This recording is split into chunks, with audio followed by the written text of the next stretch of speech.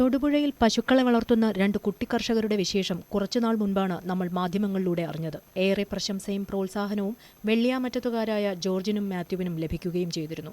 അവർ രണ്ടുപേരും ഇപ്പോൾ വലിയൊരു സങ്കടത്തിലാണ്. അവരുടെ 13 പശുക്കൾ കൂട്ടത്തോടെ ചത്തു. മരിച്ചിനിത്തൊണ്ട് കഴിച്ചതാണ് പശുക്കൾ ചാകാൻ കാരണമായത്. പുതുവത്സര ദിനമായ ഞായറാഴ്ച രാത്രിയോടെയാണ് തൊഴുത്തിൽ കെട്ടിയിട്ടിരുന്ന പശുക്കൾ അസ്വസ്ഥത പ്രകടിപ്പിച്ചത്. അധികം വൈകാതെ 13 പശുക്കൾ തൊഴുത്തിൽ തന്നെ കുഴഞ്ഞു വീണു മരിച്ചു. 5 പശുക്കളുടെ നില ഗുരുതരമാണ്. 17-കാരനായ ജോർജും സഹോദരൻ മാത്യുവും ചേർന്നായിരുന്നു പശുക്കളുടെ പരിപാലനം. ഞായറാഴ്ച വൈകിട്ട് 8 മണിയോടെയാണ് മരിച്ചീനി തൊണ്ട് തീറ്റയായി നൽകുന്നത്. ഇതിനു മുൻപും ഉണങ്ങിയ തൊണ്ട് തീറ്റയായി നൽകിയിട്ടുണ്ടെന്നും ഇവർ പറഞ്ഞു. നല്ലപോലെ വെയിലത്തിട്ട് ഉണക്കിയാണ് നൽകിയത്. ഇന്നലെ അതുപോലെ നന്നായിട്ട് ഉണങ്ങിയ കപ്പത്തൊലി അമ്മ മറ്റേ ചാക്കിലാക്കി കൊടുത്തു. ഞാനും അതിന് മുകളിലായിരുന്നു. അപ്പം കുറച്ച് കഴിഞ്ഞപ്പോഴത്തേക്കും അനിയത്തി കിടന്ന് കരയാൻ ഒച്ച വയ്ക്കാൻ തുടങ്ങി. ഞങ്ങളോട് ഓടി വരാൻ പറഞ്ഞു, എന്നോട് അനിയനോടും. അപ്പം ഞങ്ങൾ ഓടി വന്നു. അപ്പം അവൾ പറഞ്ഞു എൻ്റെ കന്നാലിക്ക് നല്ല പ്രയാസമാണെന്ന് ഇങ്ങനെ പറഞ്ഞു. അപ്പം ഞങ്ങൾ എല്ലാത്തിനും ഇങ്ങനെ ആയെന്ന് ഒന്നോ രണ്ടെണ്ണത്തിനും അപ്രതീക്ഷിച്ചുള്ളൂ.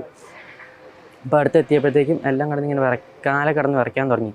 പിന്നെ ആയപ്പോഴത്തേക്കും അവിടെ കിടന്ന് പിടയ്ക്കാൻ തുടങ്ങി. പിന്നെ അപ്പോഴത്തേക്കും ഇപ്പം ചത്തു. മൊത്തം 22 ഉണ്ട്.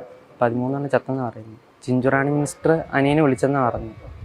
ഹോസ്പിറ്റലാണ് അമ്മ അനിയൻ ഹോസ്പിറ്റലിലാണ്. അപ്പം അനിയനെ ഇതറിഞ്ഞപ്പം പശുക്കൾ ചത്തെന്ന് അറിഞ്ഞപ്പം മുതൽ അവർ ഭയങ്കര കരച്ചിലും വിഷമമൊക്കെ ആയിരുന്നു. പിന്നെ ആശുപത്രിയിൽ ഇപ്പം ക്ഷീണമെന്ന് പറഞ്ഞത് അവിടെ കിടന്ന് കരയുകയാണ്. 10 ലക്ഷത്തിലേറെ രൂപയുടെ നഷ്ടമാണ് കണക്കാക്കുന്നത്. 2022 മികച്ച കുട്ടി ക്ഷീരകർഷകർക്കുള്ള പുരസ്കാരം മാത്യുവിന് ലഭിച്ചിട്ടുണ്ട്. കുട്ടികൾക്ക് സാമ്പത്തിക സഹായം ഉറപ്പാക്കുമെന്ന് ക്ഷീരവികസന വകുപ്പ് മന്ത്രി ജെ ചിഞ്ചുറാണി അറിയിച്ചതായി പഞ്ചായത്ത് പ്രസിഡന്റ് പറഞ്ഞു. ഇന്നലെ രാത്രി ഒരു 12:15 അറിഞ്ഞത്. അപ്പം തന്നെ വന്നിരുന്നു. അപ്പം വന്നപ്പം പശുക്കൾ ചത്ത് വീണുകൊണ്ടിരിക്കുകയായിരുന്നു. ഇന്നലെ തന്നെ ഒരു 12 ചത്തിരുന്നു. ഇന്ന് രാവിലെ വെളുപ്പിന് ഓറിനോട് ചത്ത് 13 പക്ഷേ ഇപ്പോൾ ഒരെണ്ണവും കൂടി ഒരു വല്ലാത്ത അവസ്ഥയിലാണ്. അതിൻ്റെയും കാര്യത്തിൽ ഡോക്ടർമാർ ഉറപ്പൊന്നും പറഞ്ഞിട്ടില്ല.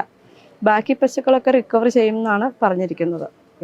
എല്ലാ ഡിപ്പാർട്ട്മെൻറ്റിലേക്കും അറിയിച്ചിരുന്നു. ക്ഷീരവികസന വകുപ്പിൽ നിന്ന് ഡെപ്യൂട്ടി ഡയറക്ടർ അടക്കം വന്നിരുന്നു.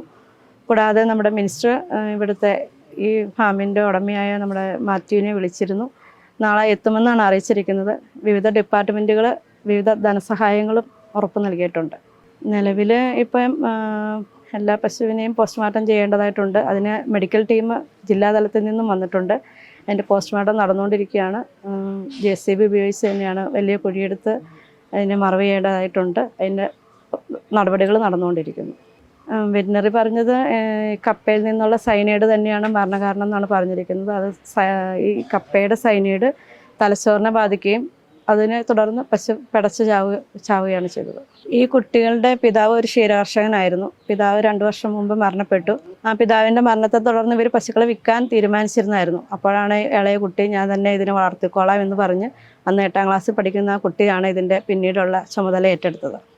ഇപ്പോഴും ആ കുട്ടിയും അതിൻ്റെ സഹോദരങ്ങളൊക്കെ തന്നെയാണ് ഈ പശുക്കളെ ഇപ്പോൾ പോറ്റിക്കൊണ്ടിരുന്നത്. വളരെ ദൗർഭാഗ്യകരമായി ഇപ്പോൾ നമ്മളുടെ ഏറ്റവും നല്ലൊരു കുട്ടി കർഷകനായിരുന്നു മാത്യു ബെന്നി.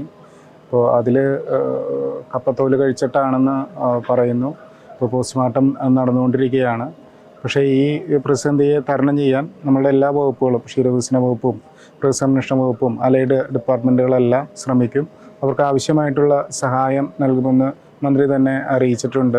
മന്ത്രി നാളെ ഇവിടെ എത്തുമെന്ന് ഞങ്ങൾ പ്രതീക്ഷിക്കുന്നു. അപ്പോൾ തീർച്ചയായിട്ടും ഇങ്ങനൊരു ദുരന്തത്തിൽ അവരെ കൈപിടിച്ച് ഉയർത്താൻ വകുപ്പും അതുപോലെ തന്നെ ത്രിതല പഞ്ചായത്തും മറ്റ് എല്ലാ അലൈഡ് ഡിപ്പാർട്ട്മെൻറ്റും ശ്രമിക്കും. തീർച്ചയായിട്ടും ഒരു വേദനാജനകമായിട്ടുള്ളൊരു കാര്യമാണ് ഈ പുതുവർഷ പുലരിയിൽ സംഭവിച്ചത്. പക്ഷേ നമ്മൾ തീർച്ചയായിട്ടും അവർക്ക് കൈത്താങ്ങായിട്ട് കൂടെ തന്നെ ഉണ്ട് എന്ന് അറിയിക്കുന്നു. ന്യൂസ് 18 തൊടുപുഴ.